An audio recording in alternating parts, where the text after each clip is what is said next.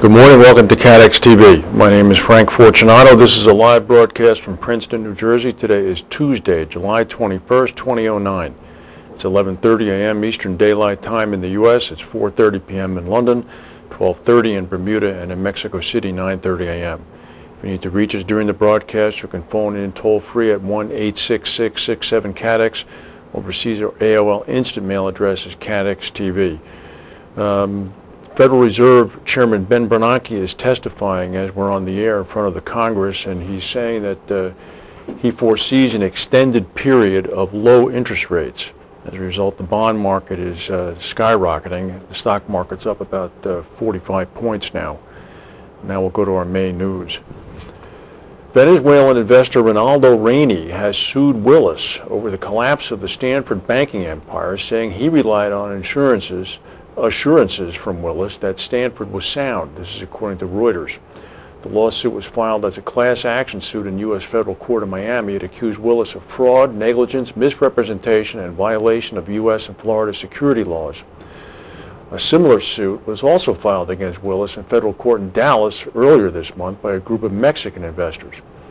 According to the suit, Willis played an instrumental role in enabling Alan Stanford and his companies to perpetrate a massive multi-billion-dollar fraud against scores of investors, largely Venezuelans and other South Americans.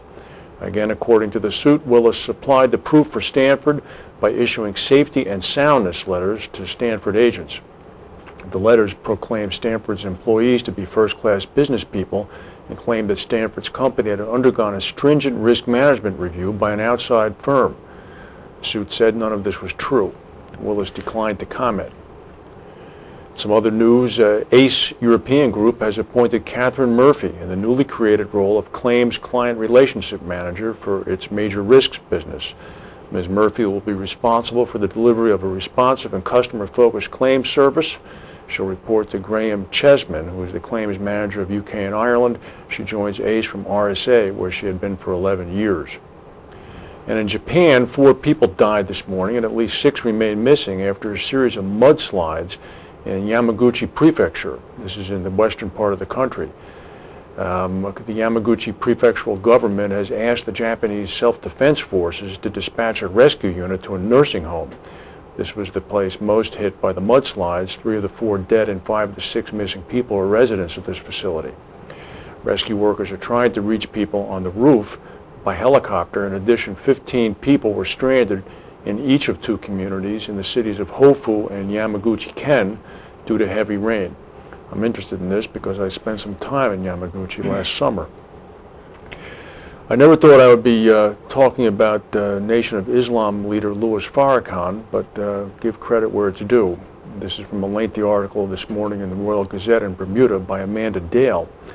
Mr. Farrakhan gave a speech last night in Bermuda, and this is what he said. He said, "From a paradise island to armed forces killing in the streets, Nation of Islam leader Louis Farrakhan painted a dark picture of what Bermuda may become if citizens do not accept personal responsibility." He spoke to about 1,000 people at the National Stadium last night.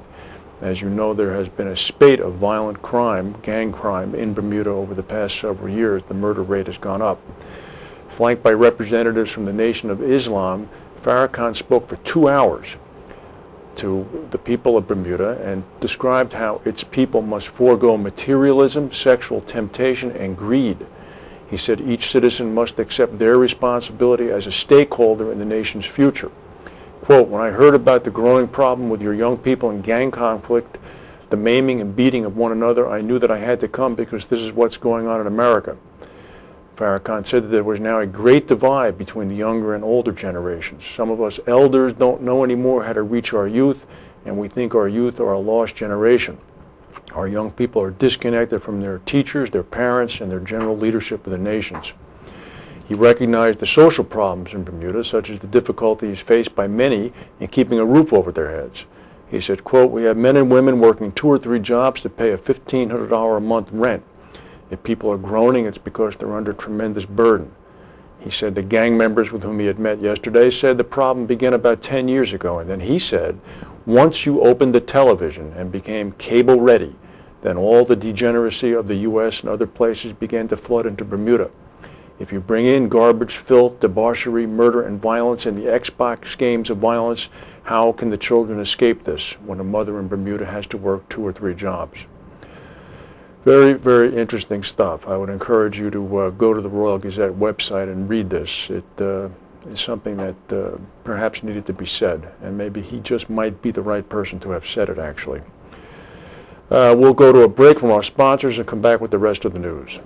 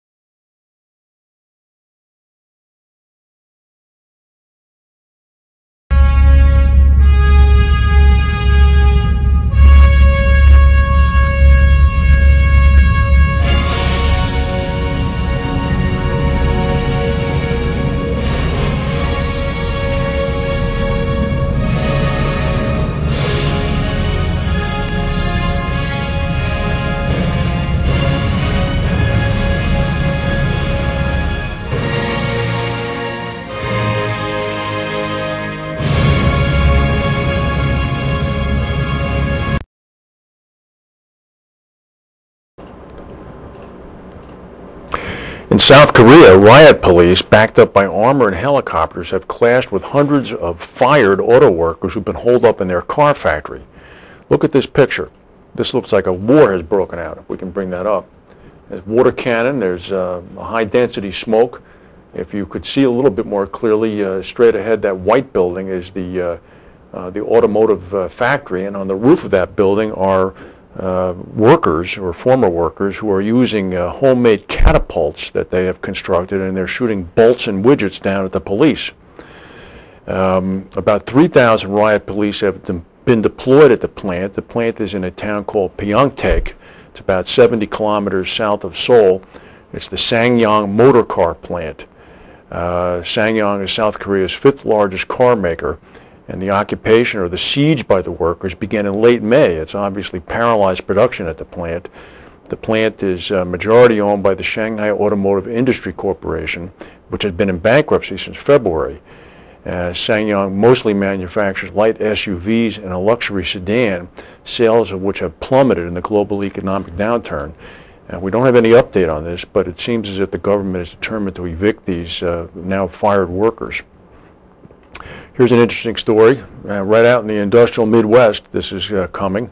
It's a symbol of globalization and probably a symbol of the decline of American industry. The Spanish train manufacturer Talgo will make high-speed trains for the state of Wisconsin as the Midwest region moves to upgrade its train network. In a press release, the Spanish Public Works Ministry confirmed the contract and said that an American delegation